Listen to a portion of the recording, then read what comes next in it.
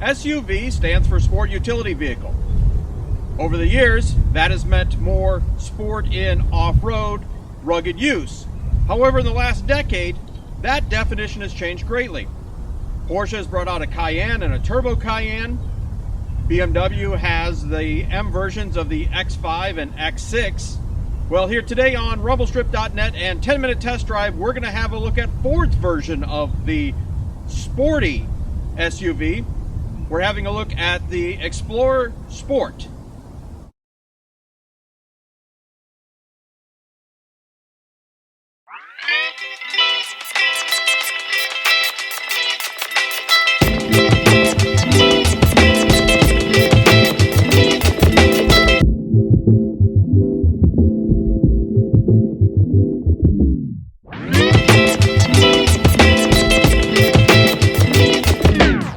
The effort to turn a 6,000-pound sport utility vehicle into something that is sporty, that is geared more towards enthusiast driving, is quite the challenge.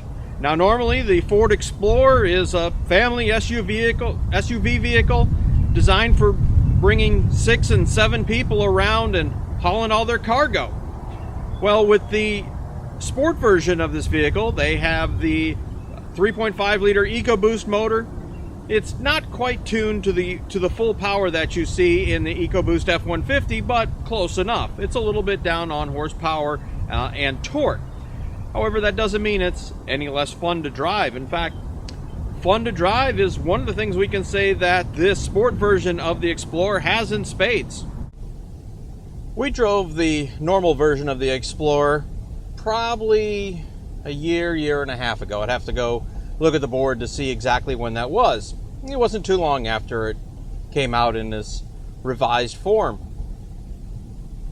Now, we drove it after most of the initial reports had come out and everyone had hyped this car as being such a fantastic SUV, such a great leap forward.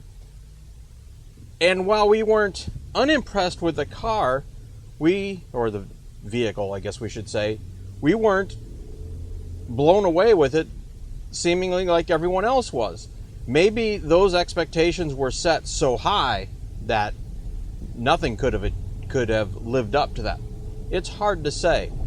So it's been kind of fun to come back and have a second look to see if those first impressions were, correct in our mind. Were they the same? Have they mellowed? Have things changed? Having sampled so many different vehicles over the last 18 months, does it change the perspective? And I will say that it's changed somewhat. And I will use the term somewhat. The exterior styling, I like. The silver with the black in this, it's sort of a smoky silver.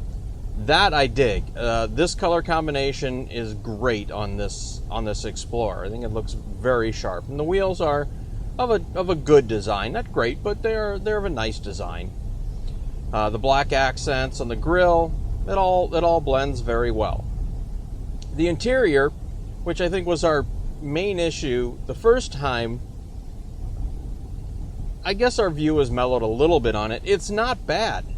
It's not fantastic, and by that we mean the level of materials that are used.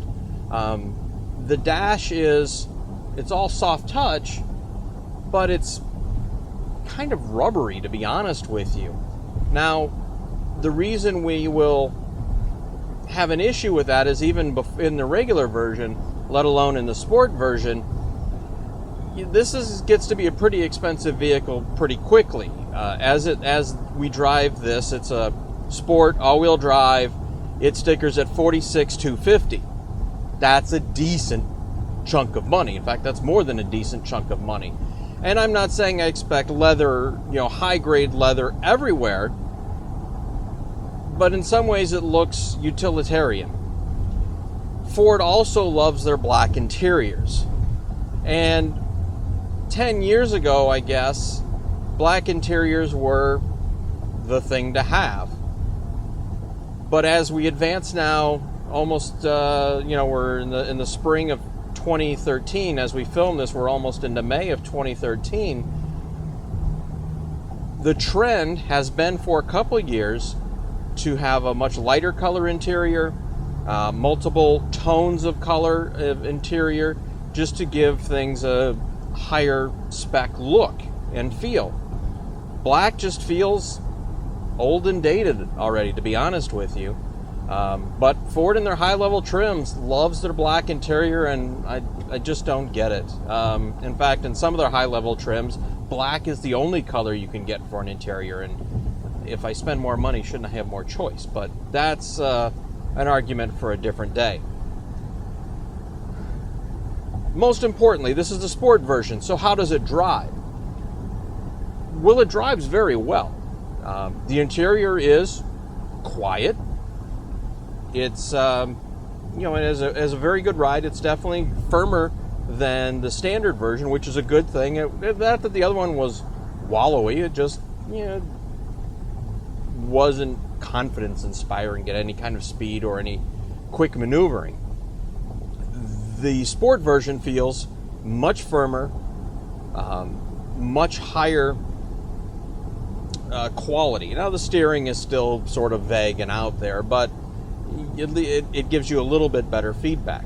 Obviously the engine is going to be the big thing in here with the EcoBoost, the twin turbo V6, and it has good power.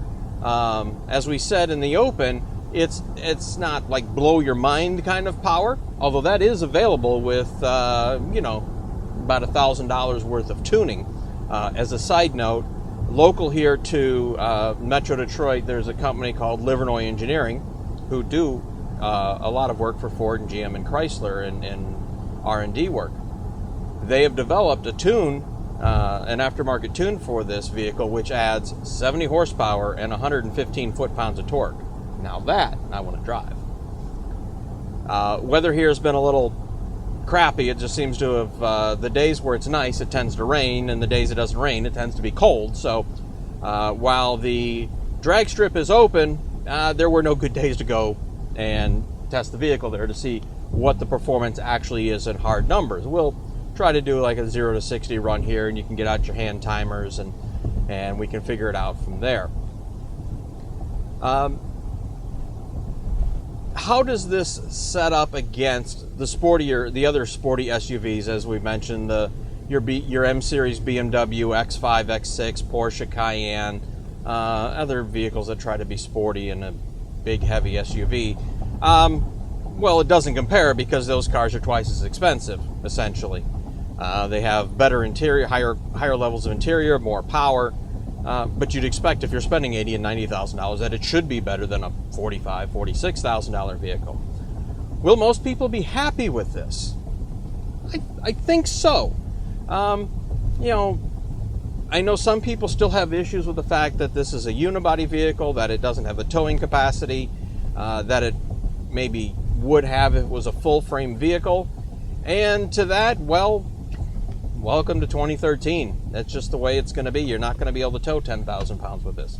5,000 to 7,000 pounds is about it, and you're just going to have to deal with the fact that it's a unibody. It has its advantages as far as crash standards go, as far as reducing weight and other efficiencies. It's one of those things that it just is what it is at this point. We didn't have a chance to, again, we can't really hook anything up and tow at this point in time of the year because nothing's really ready to tow. But it should do a decent job. Will this work as a sports car replacement, or if you have a sports car and you want to put it away for the winter and still drive this in the winter, or months where the weather isn't great? Does it fulfill that missing thing from your sports car? No. I'll be honest with you, it doesn't. If you have to drive a family truckster that has a little more pep style, oomph than your normal one, than your regular family truckster, well then, yeah, probably. One of the big things that Ford gets dinged on for their quality surveys is if you see like J.D. Power and all that, Ford has dropped so much in their initial quality standards, blah, blah, blah. Well, it has nothing to do with build quality. What it has to do is the level of technology that they put into their vehicles, and sometimes it works. Most of the time it actually works. Sometimes it's just a little confusing on how it works, and that really is the issue. If people people don't RTFM, and so they'll ding the quality of the vehicle because they couldn't figure it out. We've dealt with enough Ford Sync systems that we know how to use it. It works fine 95% of the time, 98% of the time. Occasionally it has some goofy little ghost in the machine kind of things going on it. Not so much in this one. We said we've had it in the past, not so much with this one. It's fine. Spend 15, 20 minutes, half an hour just sitting and poking around, pressing the buttons. What does it do? You'll figure it out. It's not that hard. But, some people just don't want to learn and they have to have everything handed to them. I don't know. Now, how does this stack up as far as other vehicles? Well, it's an interesting one. I look at it from how I would use this, how my family would use this. In some ways, it's great because it's bigger. We have one large dog, probably getting another large dog, well, a puppy here in the next 6 months. In some ways, it's the perfect size vehicle. This also is a good size in that it has a lot of interior volume, but it doesn't take up a lot of physical space outside. A very efficient use of space, I should say. We've parked vehicles in front of our house, and they seems to take up a tremendous amount of space. This, not so much, and yet 3 rows. Second row's a little tight. Third row is, again, more for smaller children, but it works. You fold the third row seat down, and there's tons of cargo space, more than most people will ever need. This has some nice touches in it, in that it has the memory seats and has power tilt and telescope, and when you shut off the power, the seat slides back and the wheel slides in and makes it very easy to get in and out. It's that is something that we think is really good, and something we don't think we see enough in this price range, which at this point in time think we should.